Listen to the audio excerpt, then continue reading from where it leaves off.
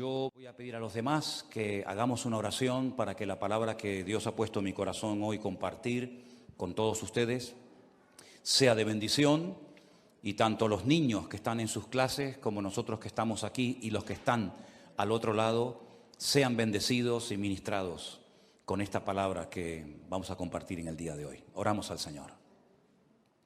Señor, te damos muchísimas gracias por este culto que estamos celebrando en tu nombre, sabiendo que tú estás con nosotros aquí en medio, Señor. Gracias por tu fidelidad, gracias porque sentimos tu presencia, tu paz, tu calma.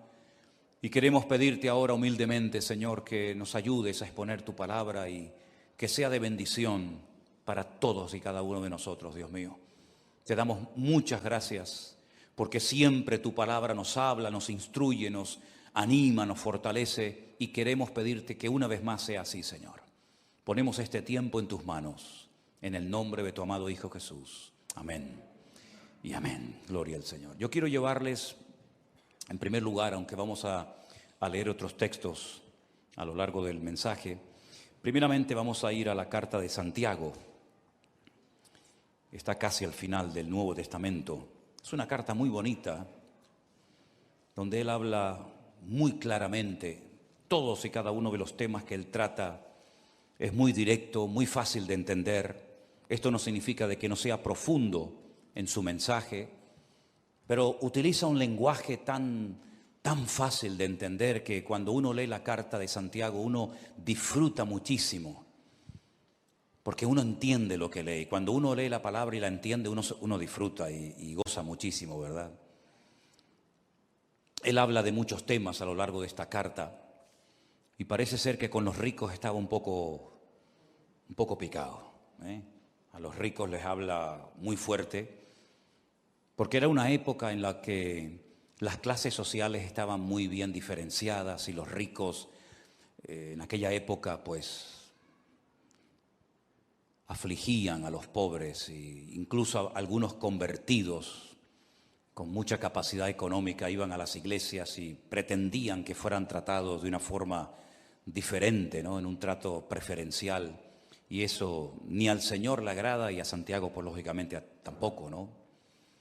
Y él habla mucho acerca de someterse a Dios, de buscar la sabiduría que viene de lo alto, porque también habla de una sabiduría terrenal, animal y diabólica.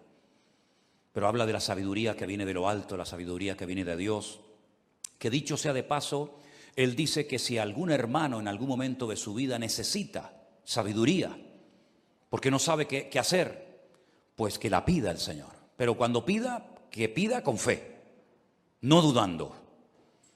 Y el Señor dice que le dará la sabiduría necesaria para tomar la decisión o para hacer lo que le corresponda hacer. Habla acerca de la lengua. Habla acerca de la importancia de las obras. Toca muchos temas. Y en cierto sentido, alguien ha dicho, o algunos comentaristas han dicho, que tiene un estilo parecido a los proverbios del Antiguo Testamento.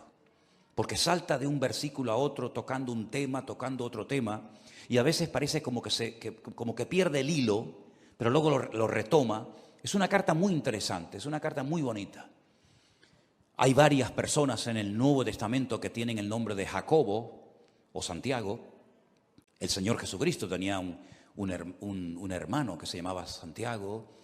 Estaban Santiago los hijos de Zebedeo, estaban Santiago los hijos de Alfeo. Hay varias personas que reciben este nombre. Y en el capítulo 4, él toca un tema que a mí particularmente me ha llamado muchísimo la atención. Y ahora les voy a decir por qué, cuando terminemos de leer la porción. En el capítulo 4 de Santiago, desde el versículo 13 en adelante, la palabra de Dios dice así: vamos ahora, los que decís, hoy y mañana iremos a tal ciudad y estaremos allá un año y traficaremos y ganaremos. Cuando no sabéis lo que será mañana, porque ¿qué es vuestra vida? Ciertamente es neblina que se aparece por un poco de tiempo y luego se desvanece. En lugar de lo cual deberíais decir, si el Señor quiere, viviremos y haremos esto o aquello. Pero ahora os jactáis en vuestras soberbias. Toda jactancia semejante es mala. Y al que sabe hacer lo bueno y no lo hace, le es pecado. ¿Cuántos dicen amén? Si algo creo que todos hemos aprendido en este último año, es que eso de hacer planes a largo plazo, como que ya no va. Ya todo es a corto plazo. Hemos visto que el mundo cambia de un día para otro con una rapidez tremenda. Hemos visto cómo la economía, las familias, las naciones, todo cambia con una rapidez tan brutal que eso, ya digo, de hacer planes a largo plazo, pues como que ya no va con nosotros. En aquellos tiempos de la Biblia en los que se escribió esta carta, el Imperio Romano no paraba de conquistar nuevas tierras. Y cuando conquistaba nuevos territorios, Roma tenía la costumbre de levantar nuevas ciudades y de invitar a la gente alrededor o de otras naciones a que fueran a vivir a esas ciudades. Y muchos judíos iban, porque el Señor les dio a ellos la capacidad de hacer negocios y de ganar dinero. Y muchos judíos iban a esas ciudades recién inauguradas para empezar una vida nueva. Y hacían planes, sobre todo con el objetivo, con la intención de ganar dinero, de hacerse ricos rápidamente, porque montarían el primer negocio de lo que fuera y lógicamente la gente tendría que recurrir a él para comprar lo que fuera. Y Santiago, observando la costumbre que había en aquella época de buscar nuevos territorios, nuevos lugares para empezar una vida nueva y ganar dinero rápidamente, fácilmente, dirige estas palabras específicamente a ese tipo de personas. Esas personas que hacían planes sin consultar con Dios. Esas personas que hacían planes a largo plazo y no metían a Dios en sus planes, sino que tenían como una especie de agenda, pero Dios no aparecía por ninguna parte. Y hay una clarísima advertencia para nosotros los creyentes hoy en día acerca de no hacer planes a largo plazo, porque es perder el tiempo y sobre todo cuando no consultamos con Dios podemos correr graves peligros. ¿Qué es la vida? Es el título del mensaje de hoy. Santiago dice que la vida es como una neblina que aparece por un poco de tiempo y cuando te das cuenta se ha desvanecido y se ha ido para siempre. La semana pasada fui a un tanatorio a darle la despedida a un hermano mucho más joven que yo, que tuvimos la oportunidad de conocerlo con 14 años y llevarlo a los pies de Cristo, y por un tumor que tenía en su cabeza, pues ya en este momento no está entre nosotros, sino que está en la presencia del Señor.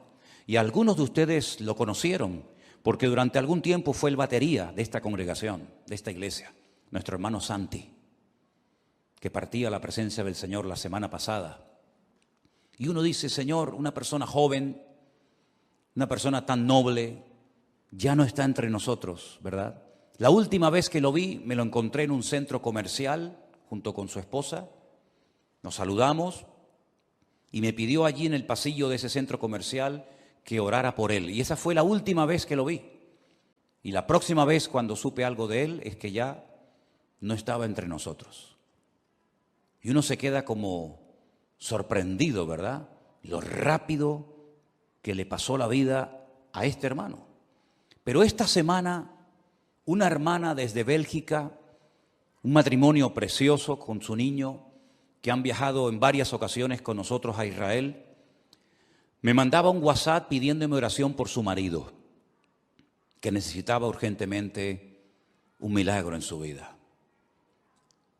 Lo llamé, él está en el hospital, o estaba en el hospital, hicimos una videollamada, nos vimos y le han diagnosticado un cáncer y le han dado 3 meses de vida. Un hermano que fue al médico, se encontraba mal y el médico le dijo, esto es lo que tienes y y no hay nada que hacer. Y pensando en todo esto, leyendo estos versículos, yo decía, Señor, hacer planes hoy en día a largo plazo, ¿para qué sirve? Si capaz que hoy es el último culto que estamos aquí. ¿Quién sabe lo que nos depara la vida? ¿Quién sabe cuánto tiempo nos queda? ¿Quién sabe si algunos de los que están aquí tal vez no llegaremos a fin de año? Solamente Dios lo sabe. Él es el que da la vida y el que la quita cuando quiere y como quiere. Y muchas veces observo a creyentes cómo oran, cómo organizan su vida, y me doy cuenta de que sin darnos cuenta podemos caer en el error de hacer planes y proyectos y llenar la agenda con actividades. Pero, por supuesto, si Dios quiere, llevaremos a cabo esos planes, porque si Dios dice no, por más que nos empeñemos, no tiene ningún sentido. Estaba leyendo algunos versículos donde Pablo abre su corazón, por ejemplo, a los hermanos de la iglesia de Corinto, y les cuenta sus planes, y les dice, voy a ir aquí, voy a ir allá, y quiero hacer esto, y quiero hacer aquello. Y hay un momento en la carta de Pablo a los Corintios que les dice, iré pronto a vosotros si el Señor quiere. Me impactó mucho esa forma de hablar de Pablo. Yo iré pronto a vosotros, pero siempre y cuando el Señor quiera. Primera de Corintios 4:19. Más adelante en la misma carta dice, porque no quiero veros ahora de paso, pues espero estar con vosotros algún tiempo, si el Señor lo permite. Primera de Corintios 16:7. Un varón de Dios, un hombre con unos dones y unas habilidades ministeriales tremendas, pero él sabía perfectamente que si el Señor no permitía, si el Señor no quería que fuera a Corinto, a Macedonia, a Éfeso, a donde fuera, no iba a ir por muchos planes que tuviera. Y esa es la mentalidad con la que nosotros tenemos que movernos hoy en día. No vamos a hacer planes sin consultar con Dios, porque ya el Señor nos ha demostrado clarísimamente que la vida es muy corta y que eso de hacer planes a largo plazo no tiene ningún sentido. Eso no significa de que vamos a vivir muertos de miedo. Eso no significa de que vamos a estar inactivos y con una inseguridad constante y permanente en nuestra vida, ni muchísimo menos. El miedo no es de Dios. La inactividad no es la voluntad de Dios para nadie. Y vivir con inseguridad constante y permanente, menos todavía. Una cosa es que sepamos que el tiempo está en las manos del Señor y otra cosa es que vivamos con miedo, inseguros, de brazos cruzados. Nada que ver en absoluto. El futuro no está en nuestras manos. No controlamos el factor tiempo. ¿Saben ustedes, hermanos, que hay 533 versículos en la Biblia que hablan acerca de la importancia del tiempo? 533 versículos. Y hay un capítulo casi entero, que es el famoso capítulo 3 del libro de Eclesiastés, donde en 29 ocasiones diferentes Salomón utiliza la palabra et, que es la palabra tiempo. Y él dice que en la vida tenemos que mentalizarnos, estar preparados y reconocer que en la vida hay tiempo prácticamente para todo. Tiempo para morir, tiempo para vivir, para morir, tiempo para sembrar, tiempo para cosechar, tiempo para reír y pasarlo bien y tiempo también para llorar. Y él habla en 29 ocasiones de distintas circunstancias o situaciones en la vida en las que nos vamos a encontrar, porque prácticamente tendremos tiempo para todo. Me llama mucho la atención que Pablo le da mucha importancia al factor del tiempo y llega a decir, aprovechar bien el tiempo, porque los días son malos. También Salomón en esos proverbios tantos que escribió, hay uno que aprendí hace muchos años que es el 27:1, que dice, no os jactéis del día de mañana, porque no sabes qué traerá de sí el día.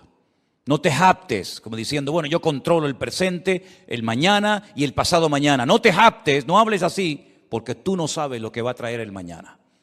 El mismo Señor Jesucristo nos enseñó en el Sermón del Monte que no tenemos que estar afanados ni preocupados por el día de mañana, sino que basta a cada día su propio afán. ¿Cuántos dicen amén? Estamos viviendo estos días con mucha expectativa y viendo a ver qué es lo que termina de suceder en este país de Kabul, de Afganistán, cuya capital es Kabul, ¿verdad? Donde hay una especie de calma tensa. Cualquier cosa puede ocurrir en cualquier momento. Fíjense la cantidad de miles y de miles de personas que están desesperadas, tratando de salir como sea de ese infierno. Y creo que fue ayer o antes de ayer,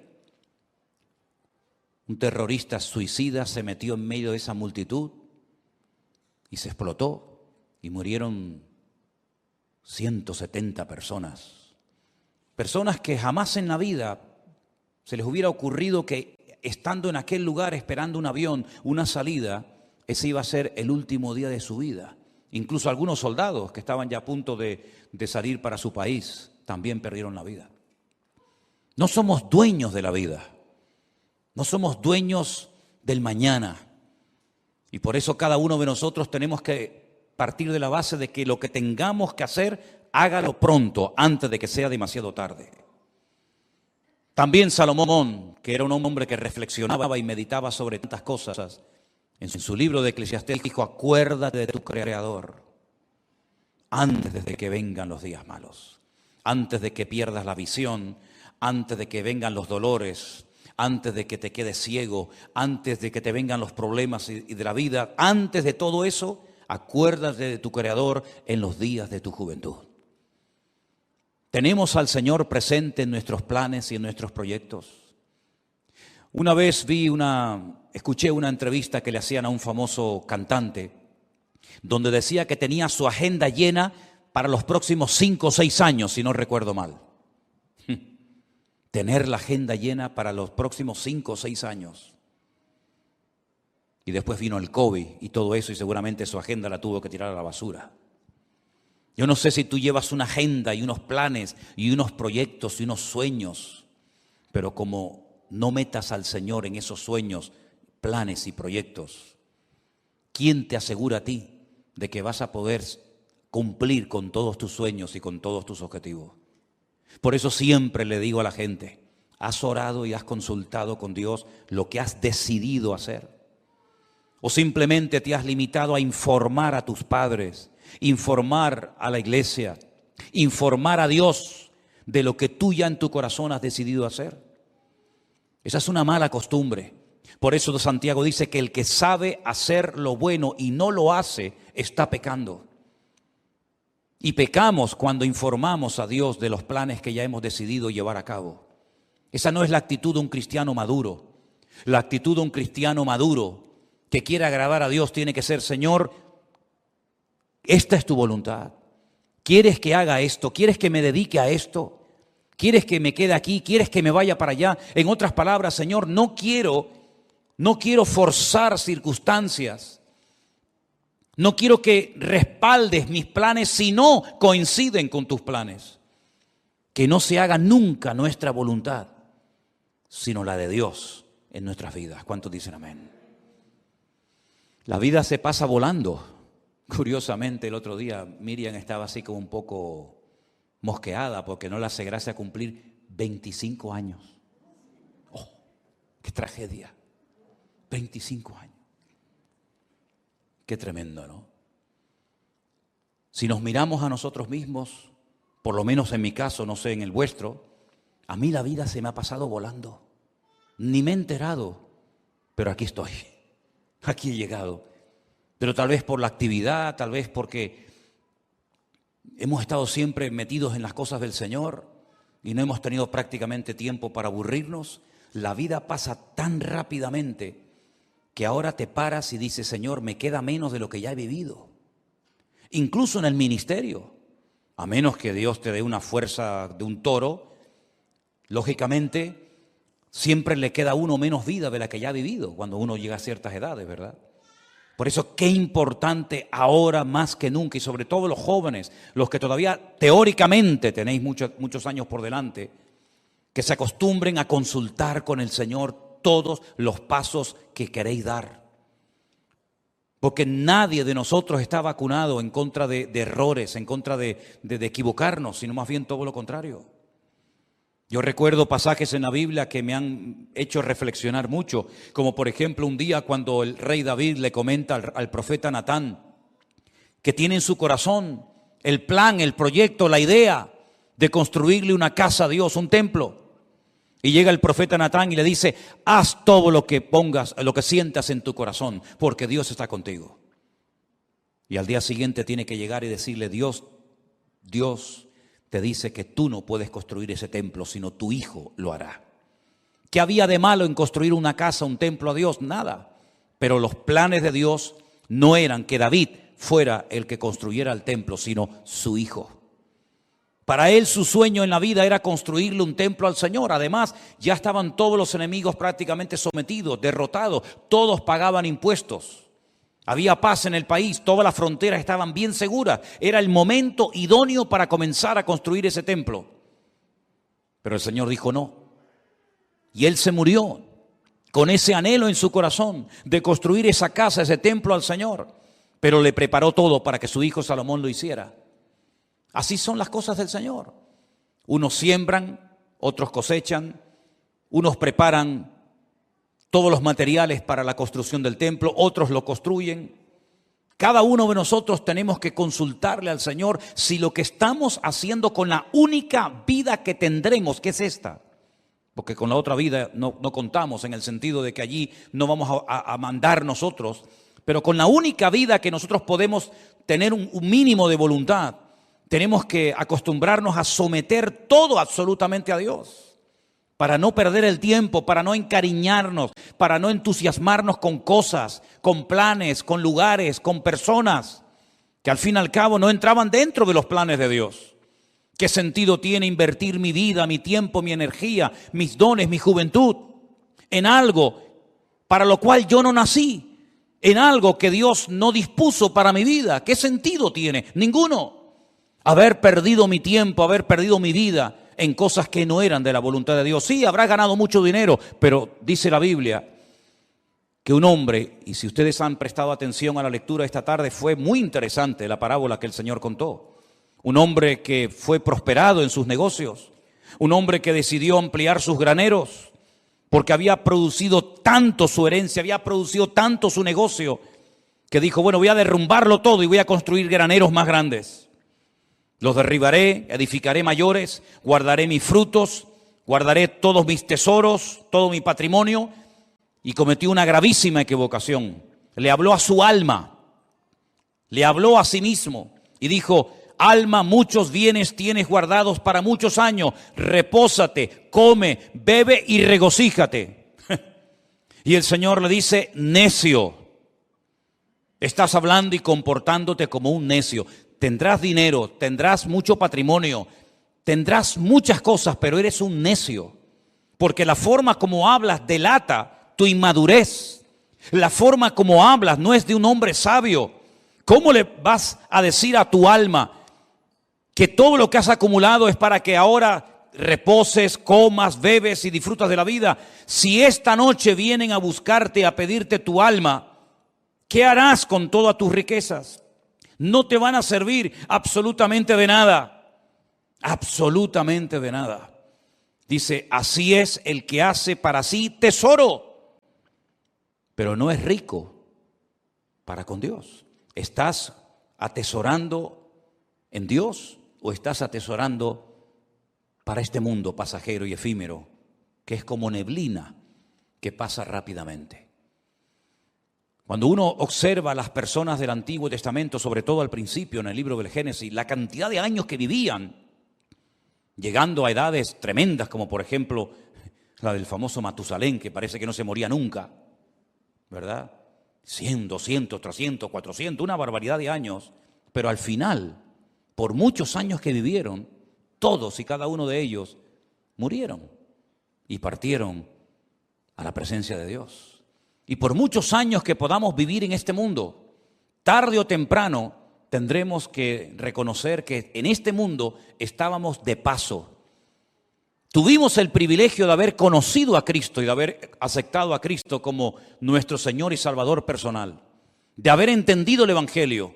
Pero no solamente eso es importante, sino una vez que yo me he convertido, lo cual no es fruto de la casualidad, sino del plan de Dios para mi vida, como aquel sabio hombre, tenemos que decirle al Señor, y ahora que soy salvo, ahora que he entendido el Evangelio, cuando hay millones y millones de personas en el mundo que no saben ni quién eres, jamás en la vida han tenido una Biblia en la mano, y yo dentro de toda esa multitud enorme de personas te he conocido, he entendido la palabra, tengo la Biblia conmigo cada día, ahora ¿qué quieres que yo haga? Porque sería absurdo y necio por nuestra parte pensar que me he convertido para nada.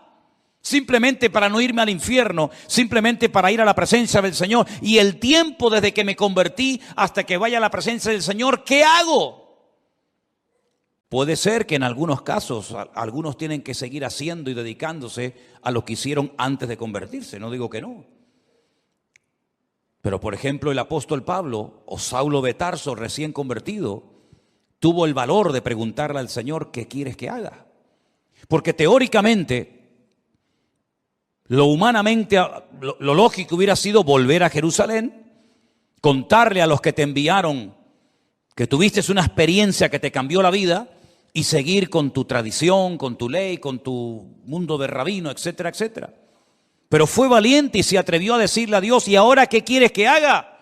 Y el Señor le dijo, entra en la ciudad y se te dirá lo que debes de hacer. No le habló un ángel, no le habló Dios con una voz audible revelándole el plan para su vida, pero Dios utilizó a un hombre fiel que estaba viviendo en aquella ciudad que se llamaba Ananías. Y Ananías fue, oró por él y le dijo, hermano Saulo, esto y esto es lo que Dios quiere que hagas con tu vida. ¿Tú has tenido esa segunda experiencia? ¿O has tenido solamente la experiencia de haber nacido de nuevo, gloria a Dios por ella? ¿O has tenido la segunda experiencia de decir, no solamente me convertí, sino que además esperé en el Señor y el Señor me reveló cuál era su voluntad para mi vida? Yo sí la tuve, tanto la primera como la segunda. Le dije una noche al Señor, muy joven, ¿qué quieres hacer con mi vida? Y Él puso en mi corazón y las puertas se me abrieron y las circunstancias se dieron para que yo me preparara, y en los últimos 40 años de mi vida he estado sirviendo a Cristo, lo cual ha sido la mejor decisión que he tomado en toda mi vida. Y lo que lamento es que no podré tener tal vez otros 40, 50 o 60 años sirviendo al Señor, porque hay tanto por hacer. Hay tantas vidas que aún no han conocido a Cristo. Hay tanta palabra que aún queda por enseñar. Pero gloria al Señor que en la Biblia vemos que uno moría y Dios automáticamente levantaba a otro. Me imagino que para el pueblo de Israel habrá sido una tragedia, una pérdida tremenda el haber perdido a Moisés, porque además ni pudieron enterrarlo, porque se fue una mañana a orar al monte y nunca más volvió, porque dice que Dios lo enterró y nadie sabe dónde Dios lo metió. Y me imagino que algunos habrán dicho, ¿y ahora qué hacemos? El Señor levantó a otro hombre llamado Josué. Amén, hermanos. Y Josué terminó la tarea que Moisés no pudo acabar, que era la de introducir al pueblo de Israel en la tierra prometida y después distribuir la tierra proporcionalmente a todas y a cada una de las tribus de las familias. Y cuando muere Elías, aquel hombre valiente, aquel hombre que Dios usó tanto, alguien habrá dicho, bueno, ¿y ahora? ¿Ahora cómo Dios nos va a hablar si no hay nadie? Claro que había alguien. Dios levantó a un Eliseo. La tragedia fue que cuando murió Eliseo no hubo otro que se levantara como él. Y hoy en día tenemos que partir de la base de que nos complementamos los unos a los otros. Y uno llega hasta un punto y el otro sigue de ese punto al siguiente y así sucesivamente. Y tenemos que pedirle al Señor, Señor, ¿para qué me has traído a este país? ¿Para qué me has traído a esta iglesia? ¿Por qué he conocido este ministerio? ¿Por qué te he conocido a ti? El otro día paseando por la calle, oía a algunas personas hablar y conversaciones y yo decía, Señor, no sé cómo hoy en día hay gente que es capaz de vivir sin Dios. Vidas huecas, vidas vacías, no tienen tema de conversación, siempre hablan de lo mismo. Pones la televisión y llega un momento que dices, Dios mío, me siento como un bicho raro. Todo lo que oigo es como en otra frecuencia completamente diferente a la que nos tenemos que mover los creyentes. Vemos una necesidad tremenda en Afganistán. Bueno, yo no hablo el idioma de ellos, ni mucho menos, pero hasta te entran las ganas de decir, Dios mío, me gustaría ir para allá para poder evangelizarles y poder hablarles de Cristo, ¿no? Y como en Afganistán hay 20.000 lugares en el mundo donde hay tanta necesidad de tanta gente que no conoce al Señor. Y después, por otra parte, te encuentras a un montón de creyentes aburridos, que no le encuentran sentido a su vida. Creyentes que pasan los días, las semanas, los meses y los años, y cuando no le duele aquí, le duele allá, y cuando no le duele allá, le duele por allá, y siempre soy yo, mi necesidad, mi economía, mi dolor, mi artrosis, mi artritis, mi no sé qué. Y yo digo, pero Dios mío, ¿cuándo nos vamos a dar cuenta de que no estamos en esta vida para perder el tiempo? Sino que estamos en esta vida para cumplir con el propósito por el cual tú permitiste que yo naciera y volviera a nacer de nuevo al conocerte a ti. ¿Qué es la vida? Neblina, lo dice bien claramente la palabra de Dios. Es una neblina. Cuando te das cuenta, llegas a los 25, a los 30, a los 40, a los 50, a los 60, a los 70, a los 80 y vamos a parar ahí. Y uno dice, ¿y qué son 80 años? ¿Qué son 90 años? Me acuerdo un día fui a ver a mi abuelo en los últimos días ya de vida que le quedaban. 106 años tenía en ese momento cuando hablé con él y se me queda mirando y me dice, ¿y yo por qué vivo tanto? ¿Por qué vivo tanto? No me muero nunca, me dice. He enterrado a todos mis amigos, he enterrado a montones de gente. Y se cumplió aquello que decía mi padre, el viejo, el abuelo nos va a enterrar a todos, porque todos se morían menos él. Pero al final murió, se le acabó la pila. Y uno dice, madre mía, 106 años. ¿Y qué son 106 años? No es nada, es neblina que pasó. Duró un poco más la neblina ese día, pero al final la neblina terminó también disolviéndose. Hay un versículo en la Biblia, en el libro de Eclesiastés, vengan conmigo por favor al capítulo 3, muy interesante, donde Salomón, reflexionando acerca de lo que es la vida, las distintas circunstancias, momentos y experiencias que vamos a tener, él dice lo siguiente: ¿qué provecho tiene el que trabaja de aquello en que se afana? Eclesiastés 3:9. ¿Qué provecho tiene? ¿Cuál es el objetivo? ¿Cuál es la finalidad de aquello en lo que me afano? Dice Salomón, yo he visto el trabajo que Dios ha dado a los hijos de los hombres para que se ocupen de él. Todo lo hizo hermoso en su tiempo y ha puesto eternidad en el corazón de ellos, sin que alcance el hombre a entender la obra que ha hecho Dios desde el principio hasta el fin. Yo he conocido que no hay para ellos cosa mejor que alegrarse y hacer bien en su vida. Y también que es don de Dios que todo hombre coma y bebe y goce el bien de toda su labor. He entendido que todo lo que Dios hace será perpetuo. Sobre aquello no se añadirá, ni de ello se disminuirá, y lo hace Dios para que delante de Él teman los hombres. Aquello que fue, ya es, y lo que ha de ser, fue ya, y Dios restaura lo que pasó. Es como un círculo, ¿verdad? Unos van, unos vienen, unos mueren, unos nacen. Pero las lecciones que el Señor ha grabado a fuego en nuestros corazones en este último año, creo que no tenemos que olvidarlas nunca en la vida. Dios nos está dando oportunidades hoy en día más que nunca para que podamos hacer lo más importante que podemos hacer, que es servir a Dios, servir a su obra y dar la vida en rescate por muchos. ¿Cuántos dicen amén? Nadie de los que están aquí en esta tarde que ha conocido el Evangelio tiene por qué sentirse inútil, que no sirve para nada, que no está capacitado, que no sabe. Déjense de excusas, hermanos. Todos y cada uno de los que estamos aquí hemos sido llamados específicamente por el Señor. Primero para que le conociéramos a Él. Pero ya le conoces, ya está, gloria a Dios. Ahora cada día nos esforzamos, leemos la palabra, estudiamos, oramos, nos congregamos. Eso es normal en la vida de cualquier creyente, el crecimiento, el desarrollo, la madurez, ¿verdad? Pero la actividad propia de cada miembro es insustituible. Nadie puede ocupar tu lugar en el cuerpo. porque cada uno de nosotros tenemos una función que cumplir. Y la Biblia dice que una iglesia sana es cuando cada miembro reconoce para qué está en ese cuerpo, cuál es su función y cuál no es su función. A veces veo gente que se quiere dedicar a lo que Dios no lo ha capacitado, en vez de dedicarse y ocuparse a lo que Dios sí le ha capacitado. No tienen que imitar a nadie, no tienen que frustrarse diciendo, a mí me gustaría cantar o predicar o hacer o ser como aquella otra persona. No, porque no es así como tenemos que movernos en el reino. Tenemos que decirle al Señor, Señor, ¿cuál es mi función?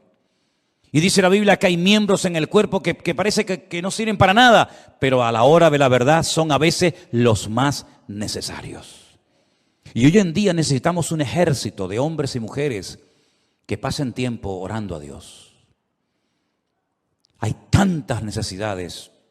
Una de las cosas que más me golpea el alma cada día es cuando recibimos cientos de peticiones de auténticas tragedias, de niños que se están muriendo, de familias destrozadas, de gente que le han diagnosticado un cáncer, de gente que se encuentra, y es todos los días, peticiones y peticiones y peticiones. Y necesitamos un ejército de personas que tomen conciencia de la realidad del mundo espiritual. El mundo espiritual está cambiando de una forma galopante, tremenda. Y espero equivocarme en lo que voy a decir. El tiempo lo dirá. Pero probablemente cambios aún más brutales, más bruscos que los que hemos experimentado en este último año están en el horizonte. Desde hace años, simplemente para ponerles un pequeño ejemplo, desde hace años Israel viene advirtiendo al mundo del peligro de que una nación árabe se haga con armas atómicas. No hay ninguna nación árabe hoy en día en el mundo que disponga de armamento nuclear, ninguna. Pero hay una que Israel viene años diciendo están preparándose para tener su armamento nuclear, y me refiero concretamente a Irán, la antigua Persia. El Estado Mayor del Ejército de Israel acaba de anunciar hace unos días algo que muchas veces no aparece en los medios de comunicación, que en menos de 2 meses se calcula que Irán ya puede tener su armamento nuclear preparado y dispuesto. ¿No les ha sorprendido la velocidad y lo rápido con lo que están saliendo los soldados norteamericanos, por ejemplo, de Afganistán, donde han estado 20 años? ¿Por qué tanta prisa? ¿Por qué tanto apuro? Parece que hay que salir ya. ¿No lo podían haber hecho hace años de una forma más escalonada, mejor organizada? ¿Por qué tanto prisa? Porque Estados Unidos no puede permitirse el lujo de tener a 400,000 soldados en un país haciendo prácticamente nada, sabiendo lo que se viene encima. Israel se está preparando para atacar Irán. No puede esperar que Irán le ataque, porque si Irán le ataca, lo destruye. Israel tiene que pegar primero para no ser destruida. Si en los próximos meses, como se comenta, Israel decide atacar Irán, porque sabe que le queda poco tiempo, menos de 2 meses, para decir vamos a por ellos, el mundo va a cambiar completamente. Por eso cuando veo a creyentes hablando de vanidades, de modas, de cosas ridículas y absurdas, yo digo, pero no son conscientes de la que se nos viene encima. Si este hecho, que espero que se dilate en el tiempo, se va a llevar a cabo en los próximos meses, nuestra vida va a cambiar para siempre.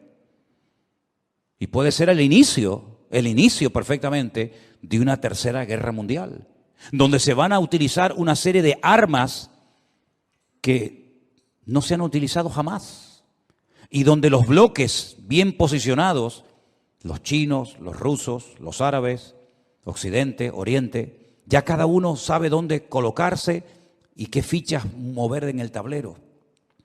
Por eso lo que tengamos que hacer, queridos hermanos, vamos a hacerlo pronto, porque el tiempo se acorta y no hay tiempo que perder. Y la palabra del Señor nos enseña que Cristo viene pronto, pero antes de que el Señor venga, dará un tiempo de gracia para que el hombre conozca el Evangelio. Pero dice, ¿cómo creerán si no hay quien les predique. No tenemos que decir que no ha habido personas que se han convertido, vamos a decir, entre comillas, solas. Sí, hay algún caso por ahí, sí. Alguna persona que se compra una Biblia, que viene a una iglesia, sí, pero son los menos. El sistema de Dios es que la iglesia se ponga las pilas y predique el evangelio a tiempo y fuera de tiempo. Y la Biblia dice que antes de la venida del Señor habrán una serie de señales que ya se están dando y que probablemente muchos de nosotros las veamos, y por lo tanto ya no hay tiempo que perder. Sé sabio con la utilización de tus recursos económicos. Sé sabio con tu tiempo. Organízate de tal manera de que tengas tiempo para estudiar las profecías, para prepararte, para servir al Señor. Y mira, y cualquiera, sea pastor o no sea pastor, lleves un año, lleves poco tiempo, cualquiera puede ir a una librería cristiana y comprar 100, 200 Nuevos Testamentos, Biblias, y salir por el barrio un día y regalárselas a esos jóvenes que están ahí en la calle, o al señor que está en el bar que saludas todos los días. Cualquiera de nosotros puede acercarse a una persona y decirle, oye, mira, quiero regalarte algo que te va a venir muy bien, un libro, una Biblia, un Nuevo Testamento, invitarlo un día al culto, darle una tarjeta, que hay cientos de tarjetas todavía por ahí sin repartir, donde aparece la página web de la iglesia, los canales de Facebook y de YouTube, para que puedan escuchar la palabra de Dios. ¿Sabes cuántas miles? Y ya puedo hablar de miles, ¿Sabes cuántas miles de personas viendo las redes sociales se han reconciliado con el Señor y han conocido a Cristo como su Señor y Salvador personal en este último año? Es incontable el número. Es incontable. Me decía uno de los colaboradores que tenemos en Centroamérica, en Costa Rica, y dice, pastor, es imposible controlar esto, perdimos el control. Ya ni siquiera los grupos de WhatsApp nos sirven, porque ya hemos llegado a un límite en el que ya ahora tenemos que comenzar a meter a la gente en otros sistemas, porque ya el WhatsApp se nos ha quedado corto.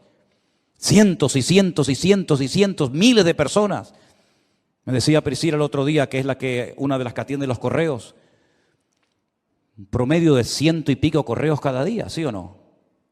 Necesidades, peticiones, vengan para aquí, queremos bautizarnos, queremos casarnos, queremos abrir una iglesia, queremos que nos visiten todos los días. Por eso, mis queridos hermanos, no hay tiempo que perder.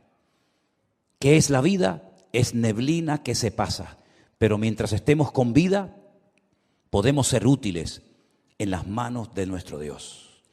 Si usted se quiere dedicar a sus cosas sin tener en cuenta al Señor, sin meter al Señor en su agenda, Dios le bendiga. Pero necesitamos urgentemente de hombres y de mujeres que se tomen en serio este tiempo y que sepan que queda poco tiempo. Ya sé que es como un tópico, ¿no? La iglesia viene diciendo, los predicadores, los pastores, venimos diciendo hace años que queda poco tiempo, pero hermanos, hay que ser ciego, hay que ser una piedra para no darse cuenta de que nuestro mundo se está cayendo a pedazos. Cualquier momento que pongas la televisión te das cuenta de que el mundo está perdido. Sodoma y Gomorra está por todas partes. Las presiones, las tentaciones, la manipulación, etcétera, etcétera, que está viendo en nuestro tiempo, jamás en la historia lo habíamos vivido. De hecho, hasta la gente, si se han dado cuenta, hasta la gente ha cambiado. Yo hablo con gente prácticamente cada día y noto que la gente ha cambiado. Antes podías dialogar, hasta discutir de religión, discutir de Dios, discutir de Biblia, pero están como cauterizados, como robotizados. Ni sienten ni padecen. Antes discutías que si los católicos, que si los evangélicos, que si la Virgen, que si los santos, que hoy en día la gente...